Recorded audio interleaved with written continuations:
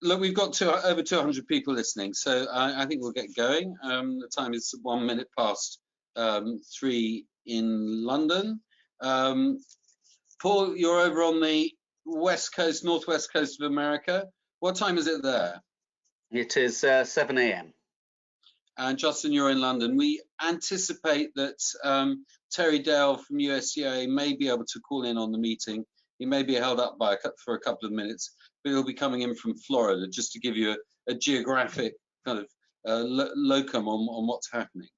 The situation concerning the United States market for Europe is of paramount importance for the inbound industry in Europe. America represents by far the biggest market for Europe. Last year, we had about 13 million visitors, and this year we were anticipating a really good year. We were hoping to see figures almost up to 15 million visitors for Europe. This has obviously had to be scaled back. We are in a unique crisis, unique both in its scale and its depth.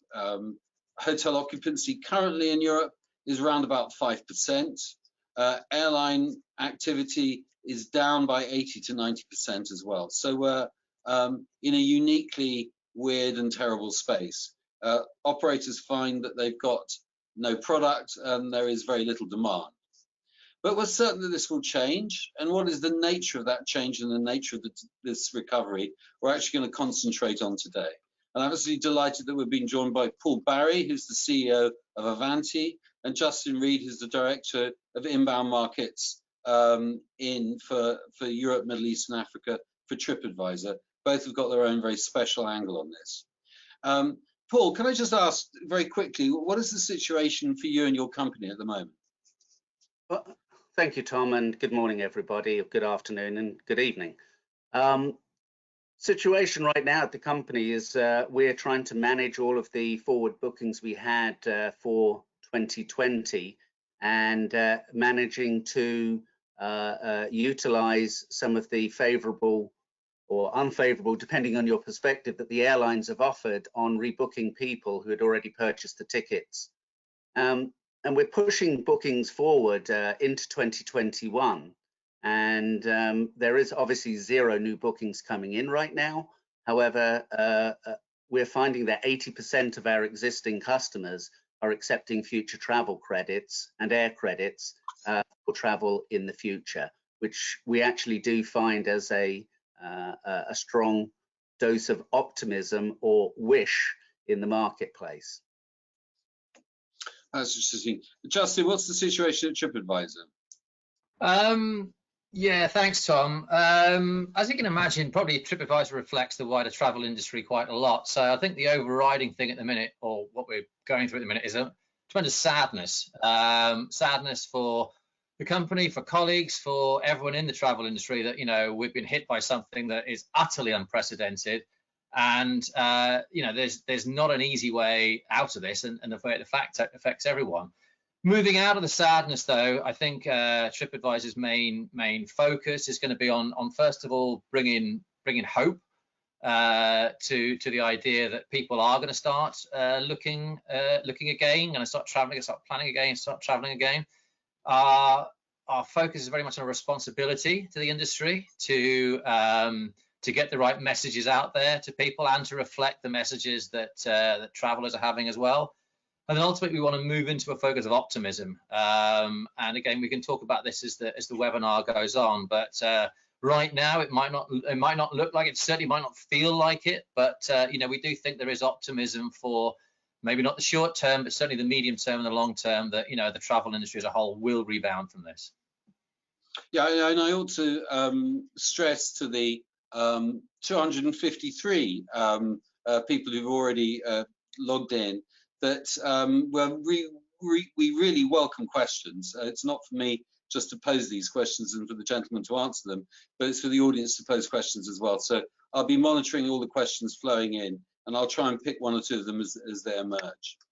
Justin, you've got a quick presentation on information that TripAdvisor has been able to glean. If I may, I'll call up that presentation and I'll tell the audience I am going to be in control of this. He is not. So be prepared for all kinds of weirdnesses, but one moment. Right, Justin, this is your presentation. Tell me when you want me to click on. Lovely, thanks, Tom. So very quickly, no one wants to sit through a load of PowerPoint slides, but this was some research that the TripAdvisor did with a company called Qualtrics, and it was 5,000 survey respondents based in the US, Italy, UK, Australia, and Japan, I believe. So this is actual real feeling amongst people that are out there. And one of the first questions that was asked was, how soon after the outbreak of COVID, after COVID, will people feel comfortable traveling again? Now, again, this is very much based on people's actual responses, but 97% of those that replied said within 6 months after COVID, people would feel comfortable traveling again. That was on the domestic. In some cases, 10% said less than a week. Less than a week will be ready to travel again. So again, looking at areas for optimism, there is definitely something there for the domestic market. If we jump on to the next slide, please, Tom. Comparing that to the international market, slightly more delay, but again, 89% is a pretty strong, pretty optimistic, pretty hopeful figure that respondents saying within 6 months of COVID-19 being over, and we'll get to what that means in itself, COVID-19 being over, 89% would say yes, we would feel comfortable traveling again. Tom? In terms of what they're doing at the minute, now again, sorry, one thing I should have clarified, these are all TripAdvisor users. So the group, the 5,000 responses were all people who had used TripAdvisor within the last 3 months. So they are in their nature, they are people who like to travel, but 82% of those in these markets said they were excited to plan their next trip. 63% had said within the last week they were planning trips, and 50% had said they spent up to 5 hours in the last week planning their next trip post-COVID. Now, of course, a lot of that can be like, you know, unfortunately, people who might have more time on their hands because business is quiet. But nonetheless, there is a lot of optimism there that for the future, within that 6-month period, people will be traveling again. Maestro. Again, breaking it down into markets. I know this particular market we're interested most in the US, but 87% of respondents said they were excited about their next trip post-COVID. UK was lagging a bit in terms of excitement. That's the UK audience, by the way, not travel to the UK. But again, nonetheless, over 2/3 of people in the UK were saying, yes, we're excited about planning this next trip. Tom, thank you. And then in terms of the amount of time they've spent in the last week, sorry, about planning the next trip, you know, there's a lot of stuff going in there. Now, if we jump on to the next one, please, Tom. This is probably one of the most important ones for me because it's like we speak about, you know, how soon will you be prepared to travel post COVID-19? And one of the main questions that came back from the first round of the surveys was, well, what does that actually mean post COVID? So again, a similar size number of respondents, they were saying 41% said for them, the post COVID-19 meant government stay-at-home restrictions were lifted and travel restrictions were lifted. So this again ties in very neatly to what we hope is the optimistic narrative of, you know, what a post-COVID world will look like. So 41% of people saying as soon as the restrictions on them are lifted, they will be ready to travel again. They're not saying we have to wait for the world to return to exactly as it was before. We're not saying we have to make sure that the economy is out of recession. We're not saying, you know, everyone is going to be in the same position as before. They're saying as soon as restrictions are lifted, we're going to be ready to travel again. If we jump forward to the next slide, please, Tom. It looks at domestic booking windows by region. Now, this is one area that really calls out exactly, you know, how people are feeling, well, what people's expectations are about travel. And for domestic in North America, we can see that it's a 39-day. The minute it's a 39-day planning cycle. Middle East, obviously one that's much more condensed. But Europe is the longest booking cycle, and even that's within the domestic nature. So almost 3 months in terms of people what is their, what are they doing now, and when are they looking at like putting in the terms for hotel booking and stuff like that. The next slide, please, Tom, of how that compares with what it was pre-COVID. We can see that Europe now it's 53 days longer than what it was pre-COVID in terms of that booking cycle. Middle East only 1 day longer, South America only 1 day longer, North America 9 days longer. But really, Europe is the region that we're finding is having most reservations, I would say, about jumping back into travel quite quickly. If we jump on now to the international side, we can see, again, this is looking at people traveling to these markets. From these markets. So in other words, the North American market looking to travel internationally, and the European market looking to travel internationally, 132 days. In the case of Europe, 151 days. So again, that ties in quite nicely to the optimism about within 6 months of COVID-19 being done, people will be traveling again. But it also puts the brakes a little bit on this idea that people are going to be traveling, or people are expecting to be able to travel very quickly within the next month. So last slide, I think, is coming up, Tom. But again, that just shows current booking patterns compared to what pre-COVID-19. And with pre-COVID-19, I'd say we're looking at pre-beginning of March. So 91 days longer for Europe and 68 days longer for that North American market in terms of their forward booking cycle. So that's just the slides I wanted to show. Again, just to re-emphasize, this isn't necessarily, well, this isn't TripAdvisor opinions. These are the opinions of people that were surveyed, TripAdvisor users that were surveyed by a company called Qualtrics in terms of their expectations. So again, hopefully something quite interesting there. Justin, there's a lot of very interesting information. I would emphasize to everybody that this is recorded, this webinar, so you can revisit that slideshow anytime you like by going onto our website, and that will give you the link through to the YouTube broadcast of it. Justin, that was fascinating.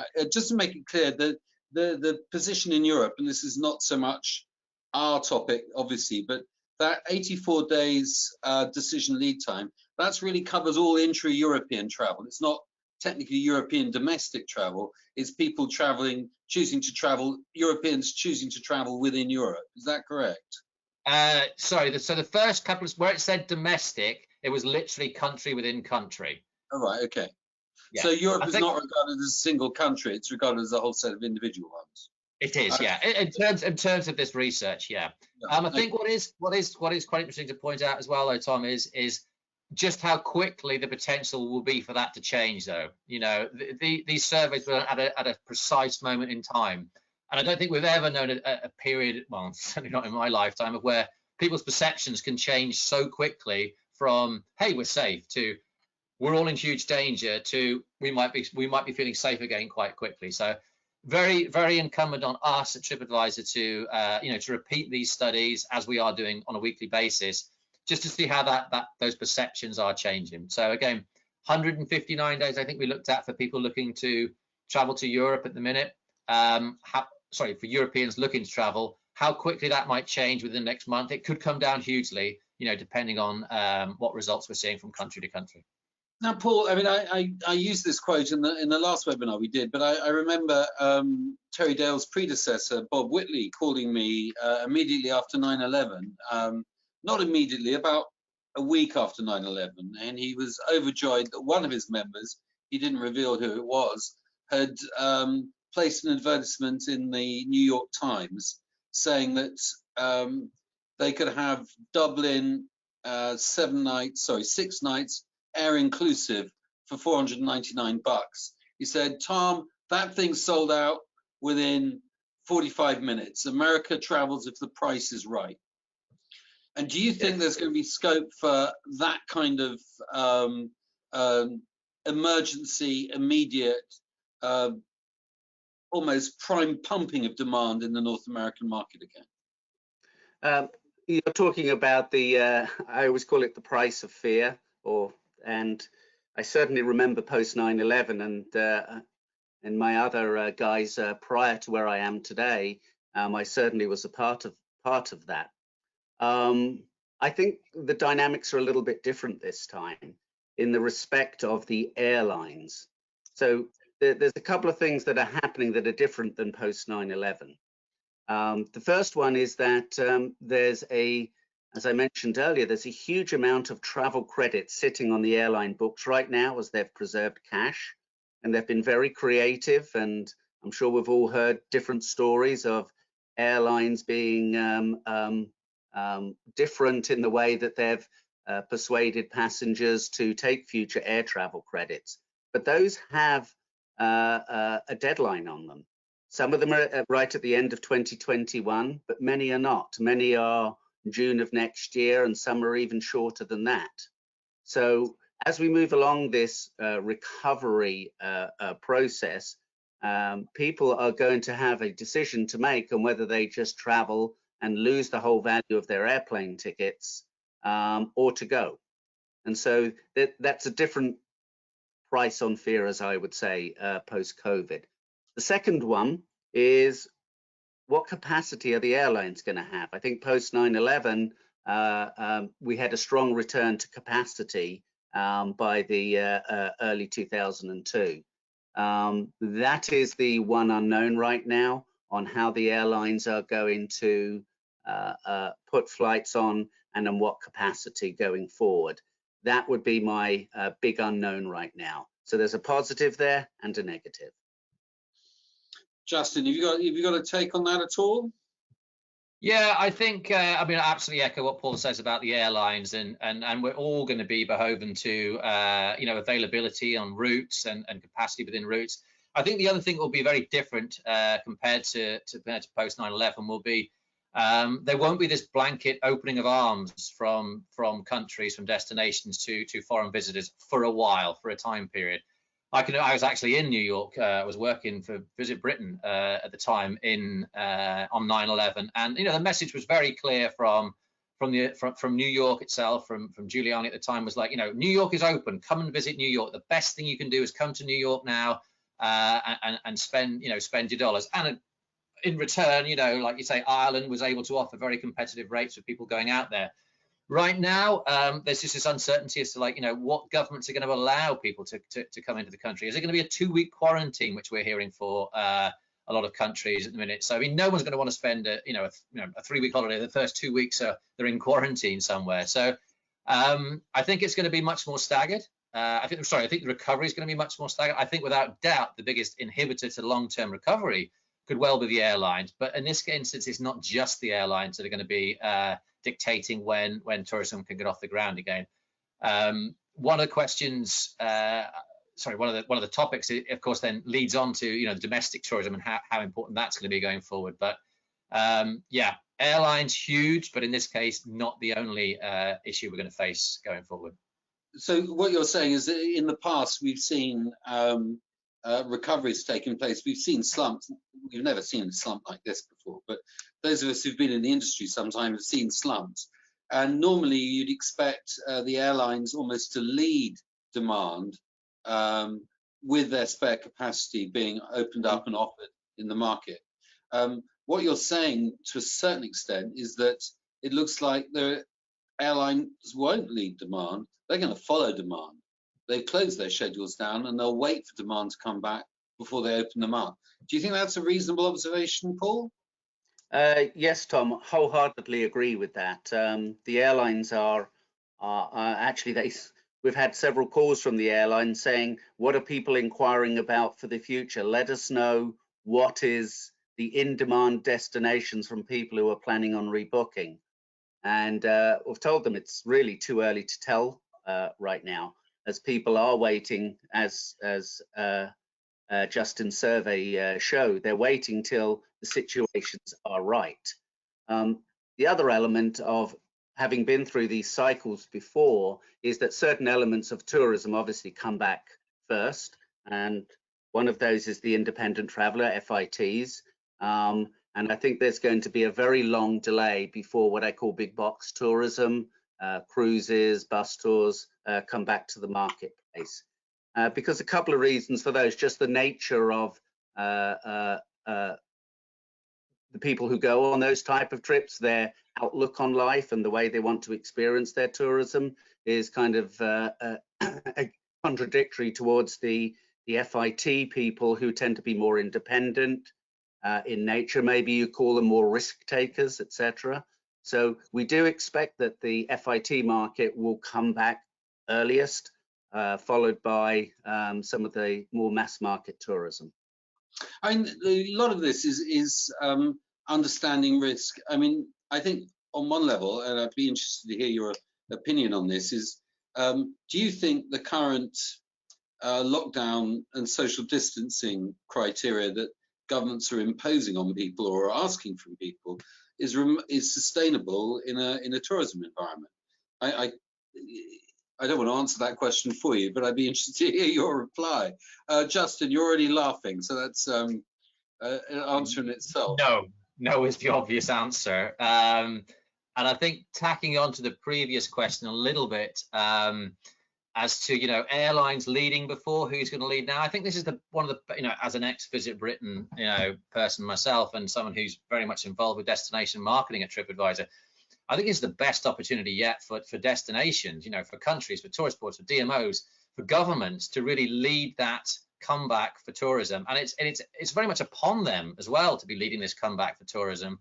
Going through the quality standards, making sure go through the cleanliness standards. There's things that are going to make people feel safe about traveling again, visiting a destination again. And you're absolutely right. I think that will come first. Then this is my opinion, hotels will then start to follow those leads, will start to open up again, and then with the domestic thing, and then after that, I think we'll start seeing the airlines dictate where the capacity is going to be. They can't lead the market now. It's like, what buying signals are going to be seeing from domestic tourism and from interest into those places that will, they'll be opening up what routes they can going forward. But again, we're hearing things like, very, very initial things that airplanes might only be able to operate at 30% capacity because of, social distancing and stuff like that. I mean, I'm not an expert in the airline industry. I don't claim to be one, but I know that profitability right now on full aircraft is minuscule. So the idea of operating on 30% occupancy is not sustainable for any length of time within the industry. Paul? Yeah, just to add on that, I'm not sure how much this is publicized, but the three major airlines, United, American, and Delta, have all received large multi-billion bailouts from the US government. And there is a requirement in that they have to fly certain routes at least once a week. So there is some support for the larger airlines to keep on flying. However, I believe it runs out in September, where the airlines are supposed to keep on all of their current staff. So for me, going into the third quarter is going to be the crisis point for the US airlines flying to Europe to see what their plans are. Right. Well, I mean, airports, air capacity is clearly the elephant in the room, and it's something over which you've got no control. Maybe we need to have another discussion on airlines and to a certain extent on airports, without which no airline can function. So I will park that one for a little bit. I'm much more interested, frankly, in the notion that hotels, restaurants, attractions, to a certain extent bus companies, that doesn't focus on the FIT market that much, how much they can function on a social distancing rule of 2 meters. I personally just don't think it's a goer. Do you? Well, most of our FIT customers travel anywhere, small groups from 2 to 8 people, and by nature they're usually family or friends, and they're probably right now not socially distancing because they live in their small little enclaves wherever they are, next door neighbors or friends and family. So in that regards, the FIT customer naturally does have a little bit of social distancing in their small little group. So we have had dozens, if not hundreds of calls saying, let us know when destinations open up because we want to go. We're okay, we'll do everything private. Let's arrange to go to the museum privately. Can you get a private guide for us? We'll wear our mask, etc. So there is still that demand out there for people who do want to go. And that's going to be at the forefront, I think, as Justin said. It's going to start with the domestic to trial that, but the international people are right behind them. Good. Right, I've got some questions here. They're flooding in. None of them I would have thought of, and some of them are rather difficult to answer. But is for really for both of you, which European destination do you think will be in favour when travel to Europe returns? Paul, do you want to take a punt on that one? I'll take a punt on that one. I think it's some of the destinations where the experience of the destination is about social distancing. So more of the countryside destinations, less about the urban centres. So I would say Ireland would be a great example of that. Maybe Portugal. Maybe Scandinavia. Yeah. And that's the thought. Justin, you got any data on this, or? Paul, you stole my country. I was going to say Ireland myself. One of the research we had was that was based around what people wanted to do on their next trip and what they'd be more inclined to do. And there was a 44% increase, not 44% of people, a 44% increase in people saying they'd be interested in like independent road trips and independent road trips off the beaten track, and also exploring the outdoors. So I think someone like Ireland, it plays in perfectly to their strengths. I think if we look at post 9/11, there will be all this is caveated by, you know, people feel relatively safe to go there. I think there'll be a big bounce back for Italy. I think there's going to be an empathy to travel to a place that suffered so much. But I think the major city destinations will be the ones that probably take longer to get back to the capacity that we saw before. I think anything based around outdoors, anything based around wellness, anything based around exploring countryside, you know, wild, rugged landscapes, that's the stuff that's going to do really well. The real sort of like high density city ones will be the ones that will probably take longer to bounce back than others. Sure. And just to add to that on a kind of on a personal level, where I am in the Pacific Northwest, my hometown is Seattle, and I'm not there right now. I'm in a different county, and we haven't had a COVID outbreak in 3 weeks within the area that we are. So people are recognizing that not being in the urban areas like the New Yorks of the world are the safest place to be. And I think that's the overlay that you're going to see, because in the United States, I don't know what publicity you're getting over in Europe right now, but certain rural states, principally in the center of the country or rural counties within states, they are not affected in any major manner, in their opinion, by the COVID outbreak. But they've gone on to lockdown, and there's been a strong pushback against it. And the reason you have to have them on lockdown is otherwise all the urban people come out to the rural areas, and you can't control anything. So there's that overlay on tourism going back to Europe. I mean, your assertion has an underlying assumption, and I'm not. I just want to interrogate it a tiny bit. The assumption is that after the crisis is lifted, people will still revert to crisis mode in choosing destination, and additionally, the popular destinations will become unpopular or comparatively unpopular as a result of the crisis mode that we're in at the moment. And do you think that's certain? I mean, do you think people will suddenly stop going to, I mean, the extreme example, to take a UK example, will people stop going to Stratford-upon-Avon and go to West Bromwich instead? I don't see this. To a certain extent, I believe the popular destinations will retain their popularity, and there will even be pent-up demand for people who've been promising themselves a visit to Paris or a visit to Venice, and that's been stalled, and they can now go back. But I'm intrigued.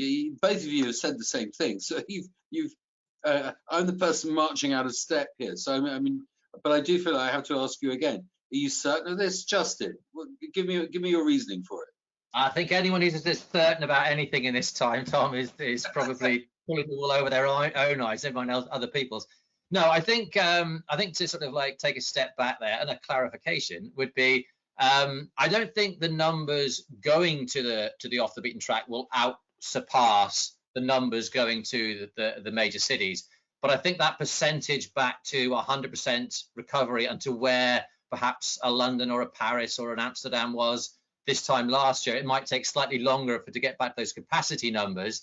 But I think as well, just harping back to, you know, the whole destination management point, you know, for years and years and years, you know, not the parrot cry, it sounds awful. The call to action has been like, you know, regional dispersion. We must push for more regional dispersion and get people out of the cities and get people to travel to the off the beaten track. This is going to be the perfect time for those DMOs to really work on that message and sort of, you know, use this as a positive to sort of say how they can get there, and what they can see that, you know, they might not have seen before. But no, I will stand by that. I think, you know, the cities will, in terms of getting back to capacity or the 100% of where they were, or talking about the over tourism of places like Venice and Dubrovnik, I do think they will be the last to get back to the peaks of where they were at, albeit their individual numbers will still be more than what the hidden gems were. Okay, Paul, can I add to that, Tom?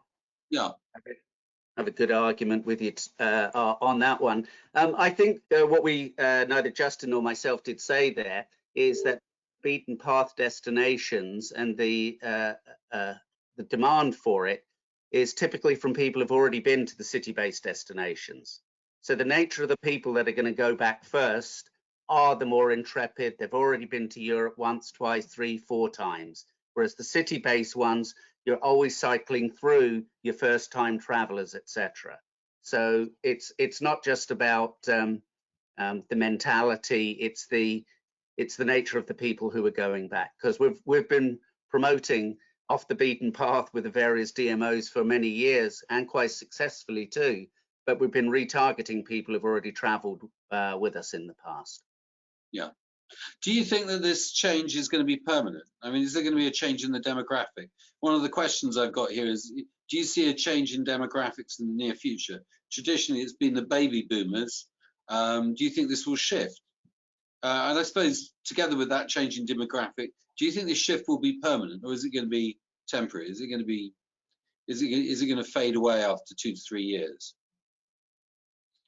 That's a crystal ball question. Do you mean the shift in? These guys have got great faith in your crystal ball, otherwise they wouldn't be asking. The crystal ball, is the question really about would the trend be away from the city-based tourism to? I think, is it permanent, and are you going to attract different people? The baby boomers are getting older; they're starting to move into the target zone for COVID-19. I'm just trying to unbundle the question. Okay. And therefore, are they less likely to travel when you're going to have to go for Generation X or Generation Y or Z? I don't believe so, because at a certain point, as we've seen with post 9/11 with terrorism, eventually people treat it logically and say, I've got one life to live. I can't live in fear. I'm just going to go and enjoy life. And that judgment. And I don't think COVID in a year's time will be a massive impact on those destinational choices. Right. So we'll phase out in a year. Justin? Short term, yes. I think you will see the more adventurous, the younger Generation X's, or millennials, that's what I'm looking for, coming back first. But I think over time it will revert to probably back to economics. You know, who can afford more to travel, and what's the longer term economic effect on after, you know, post COVID-19, and, you know, are those younger people, sad to say, are there enough jobs around for them to be able to travel?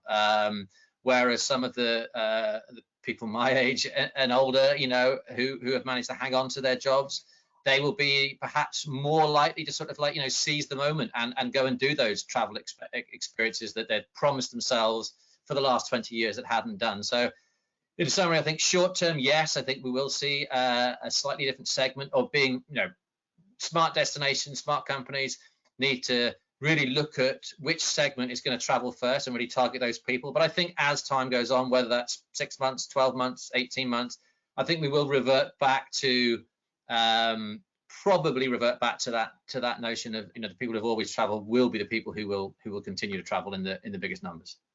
Baby boomers have got the money, they've got the incentive to spend the kids' inheritance now, as the phrase is. They'll do it, is the theory. Excellent. Yes. And Tom, a lot of that's related to the stock market.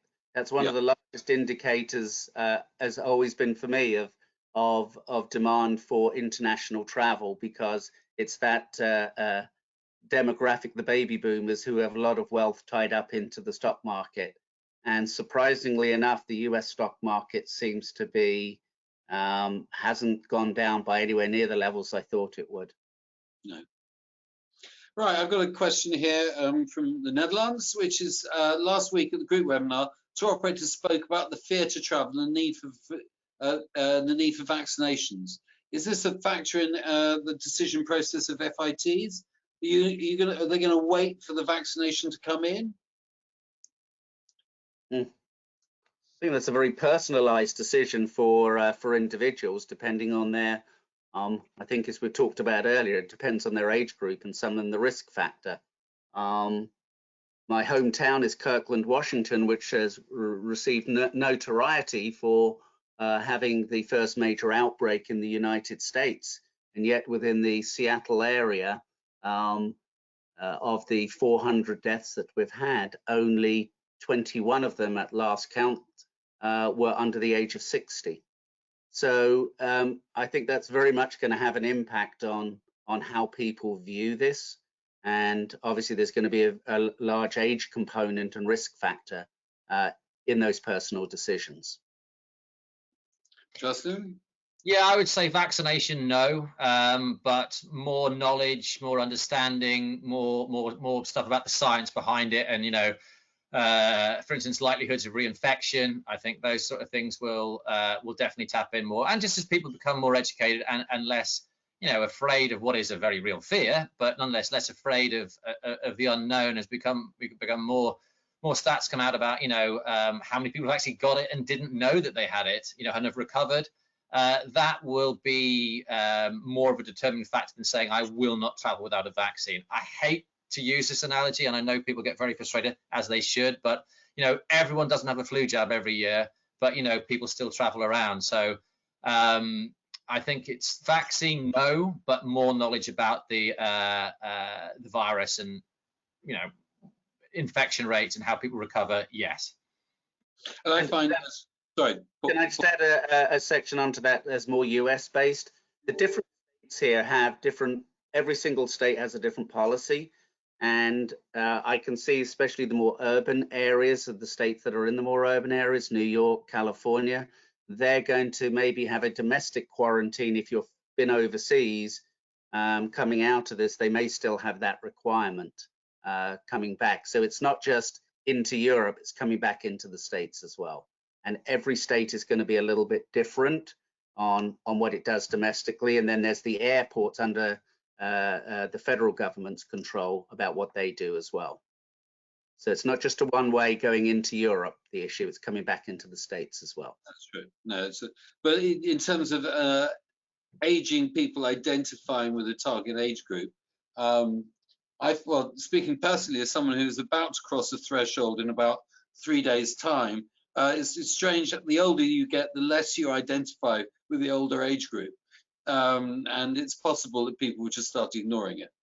I've got an interesting question here. It doesn't give the location, but I think I know where it's from. I think it's from the Netherlands. Sorry, from Scandinavia. Do you think a clean and safe brand for airlines, hotels, restaurants would help eliminate fear from tourists? And is there anything being coordinated with the EU and between EU and the USA? I can answer the last question quite easily, but answer the first. Do you think a clean and safe brand would work?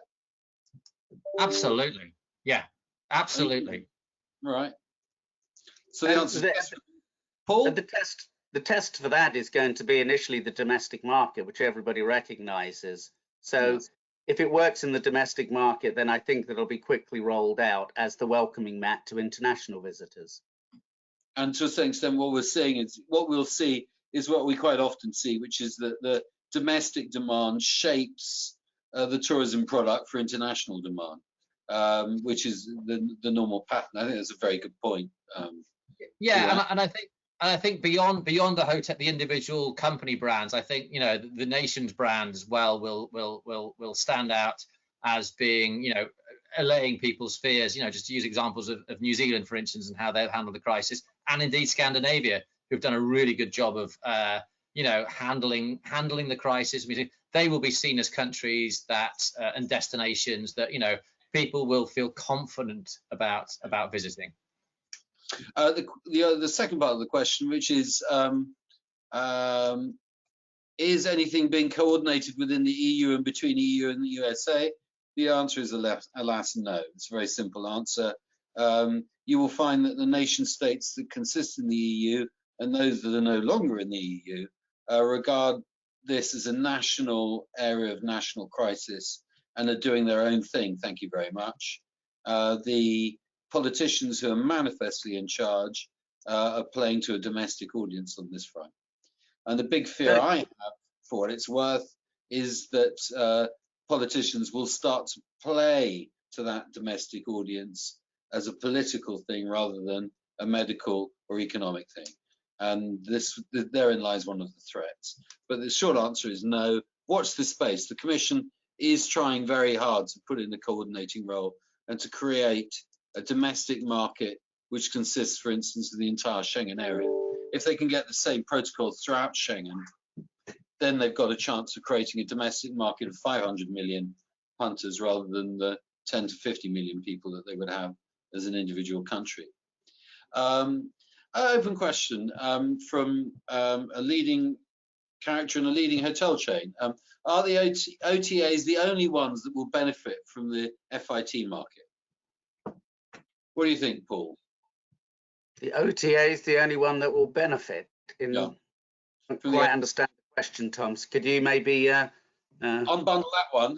We could bring up the guy yourself. I think what he's trying to say, I think, is that do you think the principal benefits from the FIT market will flow through the OTAs or through the other, either directly to hotels, would be where he's coming from, or would it be through the tour operators that handle FIT product, not necessarily through an online portal? Okay, I think I'll try to deconstruct that question in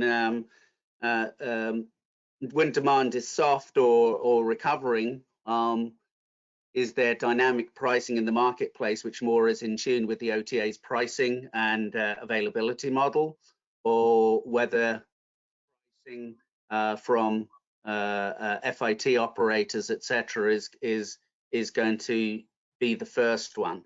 I think it's a mixture of both, because different hoteliers have different pricing structures and want different clientele coming back. So that can be channeled usually more effectively through tour operators on channel marketing in terms of source markets, etc., depending on who they work with. But in terms of the price is right, the OTAs definitely have the ability to bring that to market the quickest. Yeah. Justin, do you have a comment on that, or? Not directly on the tour operator side. I would say that you know, a platform like TripAdvisor, it's open for the hotels as much as it is for the OTAs. I think, you know, your product will stand out. You know, if you offer a good product and people are giving you good reviews or have given you good reviews in the past, that will bring you to the top. Once you're at the top of the listings, it's again, as Paul was saying, if your dynamic pricing is more competitive or as competitive as an OTA, there's no reason why you wouldn't get those bookings direct. I look for my my take on it is that this will be an environment where making a sale, your ability to make a sale, will become all important. This is highly perishable inventory, and anybody who can shift that highly perishable inventory is in the driving seat. And I think anybody who's in a position to put out a disguised price through a land air deal or some form of packaging will be cock of the walk, I suppose is the right phrase I'm looking for.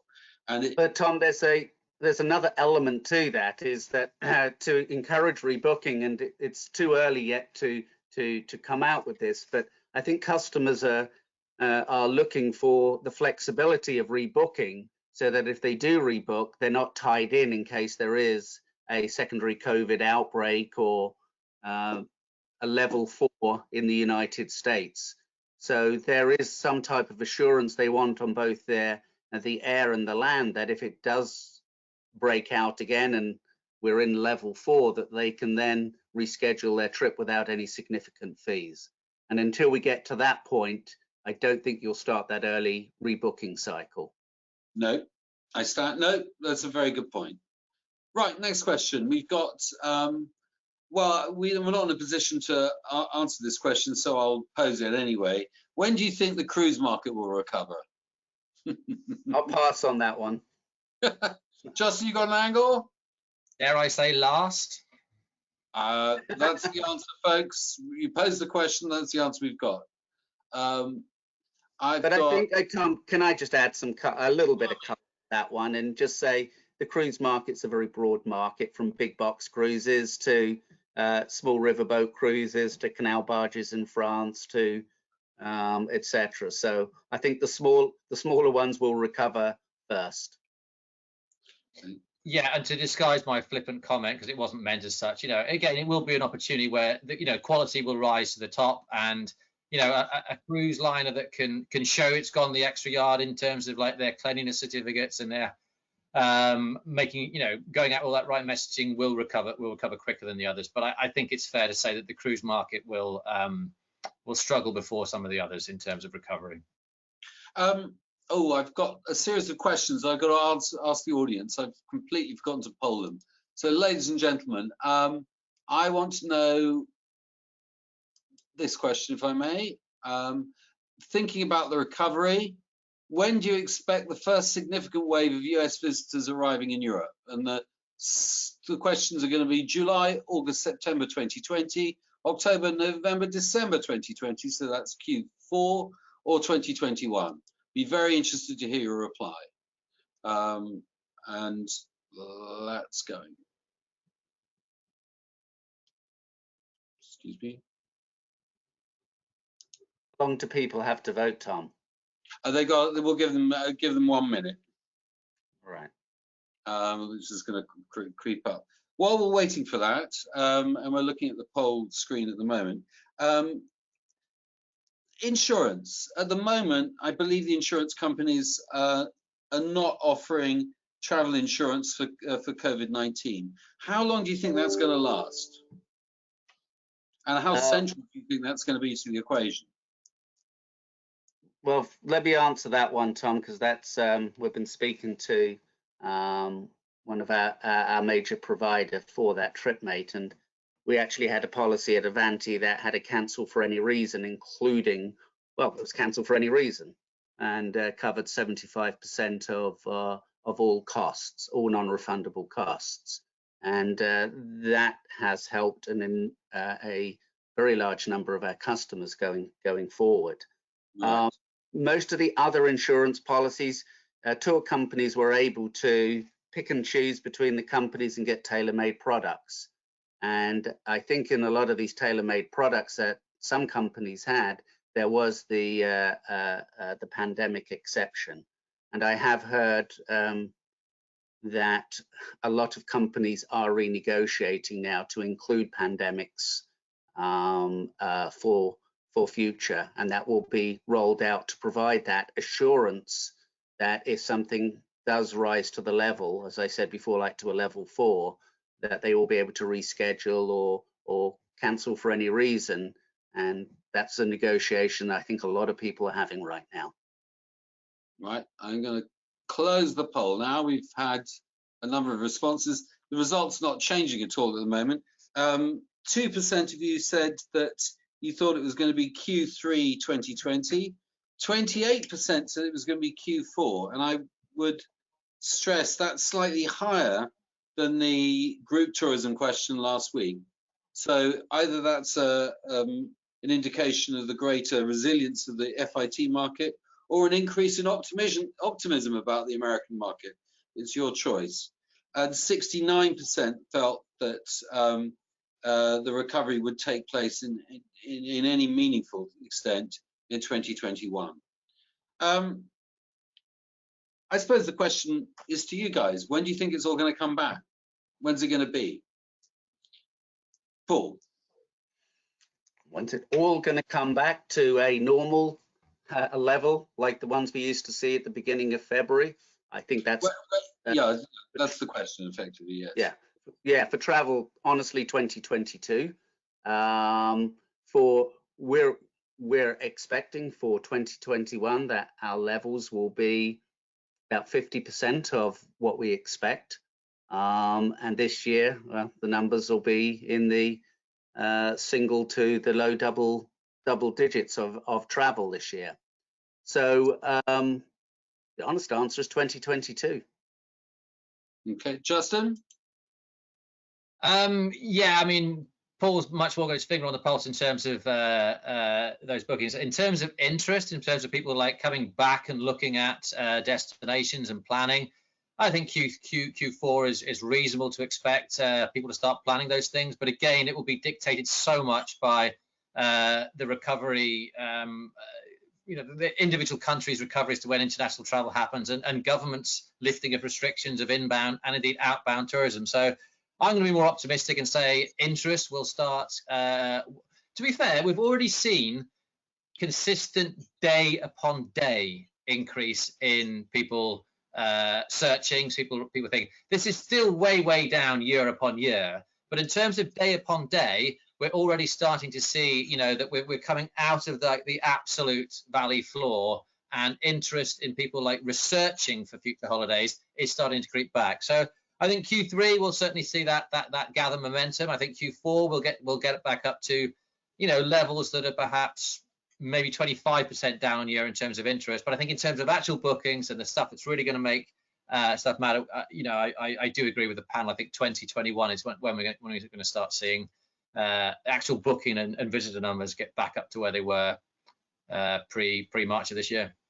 All right, I've got two more questions I'm polling the audience with, and while they're answering this question now, by the way, is thinking about US consumer confidence and intention to travel to Europe. Which of the following statements do you agree with? Most travelers will wait until there's a vaccine. Insurers will need to offer COVID-19 quarantine insurance, and FIT travel will start earlier than group travel. It's obviously not an either or. You can just tick the one you agree with. While they're answering that question, can I ask the panel, I've got an interesting question here, again from the Netherlands. Is COVID-19 the cure against over-tourism? What do you think about that, gentlemen? Wow. Paul, where do you start? Oh, let me think about that one. Is it? You can never call it. It's going to affect some of the emerging markets, I think, the most, especially the Asian markets coming in, which seem to coincide with this growth of the word over tourism, along with some of the, I think, the large ship cruisings that went to some of the major city ports. So those demand markets, I think, will be some of the last to return. So it will impact that, and tourism in 2021 will be a little bit of a throwback, I think, to old-fashioned FIT travel from 20+ years ago. Justin, what's your take on that? The cure, no, but I think it will be an opportunity for a lot of destinations to rethink, how they can, again, almost start from scratch of what their messaging might be. And it is that opportunity for them to sort of really highlight these hidden gems. Not to preempt the poll, but absolutely, I think FIT travel will start earlier than group travel would be my my sort of deflector there. And by nature, You know, these places that were over-touristed, had suffered from over-tourism before. You know, it might take a bit longer to get back to their previous numbers, but I don't think we're ever going to see a lack of interest in places people wanted to go to, as the aforementioned Dubrovnik, Venice, London, Paris. People are always going to want to go there. I'm going to share the results. 29% thought most travellers will wait until there is a vaccine.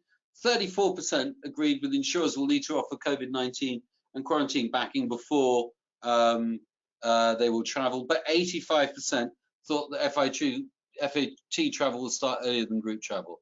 We have one more question that I will pose at the end, but I just want to ask the gentleman, because we're gently running out of time here, if there's anything else you would like to add. Paul? For 2021, I generally am optimistic. There is latent demand in the system besides the aspirational demand that we're seeing quite strongly here from Justin surveys. There is a whole airline demand out there, sitting there waiting to rebook, probably in the third, fourth quarter of this year for 2021, which is why when I look at my figures for next year, I think we'll be at least at 50% of what we were expecting this year, just because of what the airlines have done. Justin? Yeah, I mean, if I could make a summary, I suppose it is that, you know, we remain optimistic for the future. You know, people are always going to want to travel again. It's going to be one of the things that actually, you know, might be more positive, you know, when people feel safe again, that, like, you know, visit these countries they've never had a chance to visit before, do these things they've never had an opportunity to do before. That's not going to go away. People are always going to want to experience new things. And, you know, if we move away a little bit from, like, you know, consumerism and more into like the experiential, I think that's going to be good for travel. I think as well, it's going to be a good opportunity for the travel industry as a whole to, you know, to lobby governments and the importance of the economy of tourism for nations, and how we can, you know, look to work towards, you know, getting more credit, if you like, in the bank of tourism when it comes to various, you know, exchequers and stuff like that around the world. But yeah, like I say, the main thing I'd like to get across, if we can, is, like, you know, we've all got to have hope here. We've all got to look to the future, and we've all got to, like, you know, just keep hoping for the recovery. Well, I'm going to launch the last question as I close this webinar, which is what do you think the industry across? Sorry, thinking of the industry across your market, what you will think be the biggest challenge after the crisis? You can answer that after the seminar, because the seminar really is drawing to close. I want to thank Paul Barry, who's got up very early in the morning to entertain us and inform us over from the northwest of the United States. I want to thank Justin Reed from TripAdvisor for giving us such insightful information. All this information and the webinar is going to be available online. I would just like to leave you with a couple of thoughts. One is that we are still in complete ignorance about what we're dealing with. We don't know enough about this virus. We don't know how lethal it is. We don't know how many people in the population have already had it, and therefore the resistance that's inherent in that area. Given that everybody is in a state of ignorance, I think the situation can change as rapidly in the next 6 weeks as it has in the last 6 weeks. And we may be looking at a very different situation in 6 weeks' time. We have that to base our optimism on.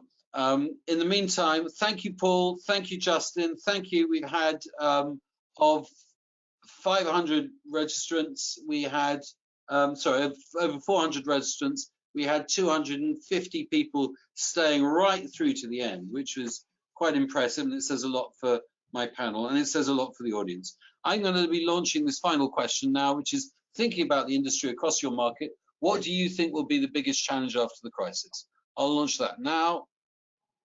Thank you very much. Thank you, Justin. Thank you, Paul. Thank you. Thanks a lot, guys. Bye-bye.